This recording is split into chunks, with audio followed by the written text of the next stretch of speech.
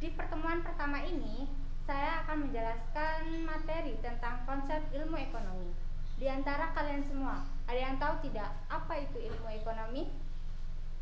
Ekonomi sangat berkaitan erat dengan tingkah laku manusia sehari-hari, mulai dari pagi, siang, sore, hingga malam. Dan setiap manusia memiliki berbagai macam kebutuhan yang harus dipenuhi.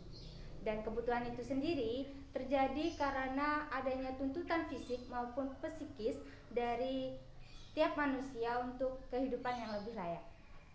Dan tujuan dari pembelajaran kali ini agar kalian semua bisa paham apa itu ilmu ekonomi. Dan selain itu juga kalian bisa memahami dan mengetahui apa saja pembagian-pembagian ilmu ekonomi tersebut. Jadi saya harap di pembelajaran kali ini kalian semua menyimak dengan baik dan benar tentang apa saja materi yang akan saya paparkan nanti, agar kedepannya kalian dapat menjadi pelaku ekonomi dengan baik dan benar. Ekonomi berasal dari bahasa Yunani, yaitu oikonomia. Oikos artinya rumah tangga, sedangkan nomos artinya aturan. Jadi kesimpulannya, ilmu ekonomi adalah ilmu yang mempelajari tentang tata cara atau aturan manusia atau rumah tangga dalam menggunakan sumber daya yang terbatas untuk memenuhi kebutuhan yang sejahtera. Pembagian ilmu ekonomi itu ada beberapa macam. Yang pertama, ilmu ekonomi deskriptif atau descriptive economics, menggambarkan keterangan-keterangan faktual tentang suatu keadaan ekonomi dalam bentuk angka, grafik, kurva, atau penyajian. Contohnya seperti pendapatan nasional, jumlah pengangguran, dan neraca pembayaran. Jadi pembagian ilmu ekonomi yang khususnya deskriptif ini adalah membahas tentang kurva-kurva atau semacam grafik tentang berbagai macam, seperti tadi pengangguran, ada juga neraca pembayaran, dan lain sebagainya. Yang kedua, yaitu pembagian ilmu ekonomi secara teori. Secara teori ini pun terbagi menjadi dua bagian, yaitu yang pertama, teori ekonomi mikro dan makro.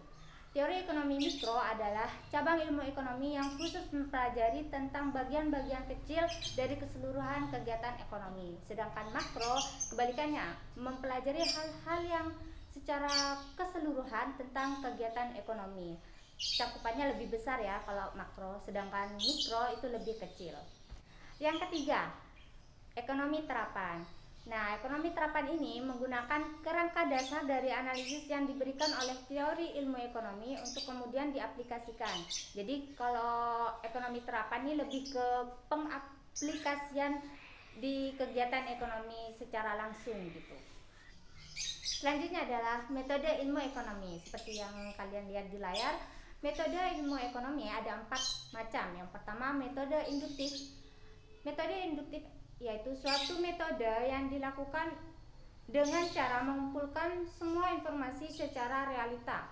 Jadi metode induktif ini informasinya secara realita ya, bukan sebuah karangan atau lain sebagainya. Jadi informasinya benar-benar terjadi atau realita di kehidupan manusia.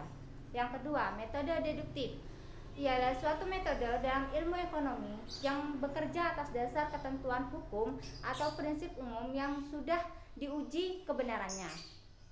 Jadi metode deduktif ini lebih kepada suatu hal yang mana sudah diuji sebelumnya. Yang ketiga, metode matematika. Suatu metode dalam ilmu ekonomi yang digunakan untuk memecahkan masalah-masalah perekonomian dengan cara matematis. Yang keempat, metode statistika. Suatu metode dalam ilmu ekonomi yang digunakan dalam pemecahan masalah ekonomi dengan cara pengumpulan data, pengolahan data, analisis, penafsiran, dan lain sebagainya. Selanjutnya adalah prinsip ekonomi. Prinsip ekonomi yang pertama adalah konsumen. Hal-hal yang perlu diperhatikan dalam prinsip ekonomi konsumen adalah menyusun skala prioritas kebutuhan dengan mendahulukan hal-hal yang mendesak terlebih dahulu sampai dengan kepada hal-hal yang tidak mendesak. Yang kedua, memperhatikan kemampuan atau daya belinya.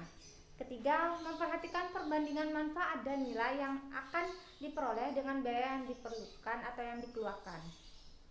Yang kedua, prinsip ekonomi produsen. Kalau sebelumnya prinsip ekonomi konsumen, yang selanjutnya yang kedua adalah produsen. Hal-hal yang perlu diperhatikan dalam prinsip ekonomi produsen adalah menggunakan bahan mentah berkualitas tinggi dengan harga yang murah. Jadi di kehidupan sehari-hari ini kan ada beberapa manusia yang ingin kualitas tinggi tapi harga yang murah. Jadi itu lebih dipertimbangkan kembali oleh para produsen agar produk yang dikeluarkan dapat diminati oleh masyarakat sekitar.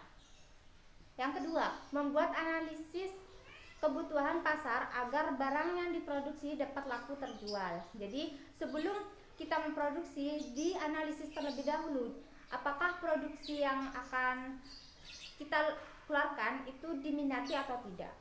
Yang ketiga, perolehan atau laba yang dapat lebih besar. Jadi ketika mengeluarkan produk, selain kita menganalisis produk itu diminati atau tidak, laba ruginya juga harus dipertimbangkan. Yang ketiga, prinsip ekonomi distributor.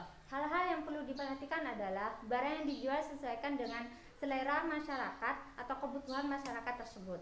Yang kedua, menyesuaikan alat angkut dengan karakteristik barang. Jadi dilihat terlebih dahulu karakteristik barangnya seperti apa. Yang ketiga, membeli barang secara langsung dari produsen sehingga harganya juga lebih murah jika dijualkan kembali. Sekian dari materi yang dapat saya paparkan pada pertemuan pertama ini.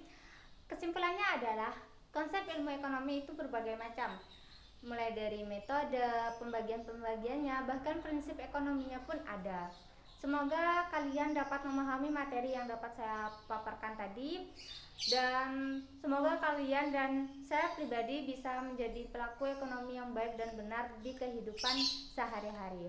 Terima kasih, sampai jumpa di pertemuan berikutnya. Kurang lebihnya saya mohon maaf. Wassalamualaikum warahmatullahi wabarakatuh.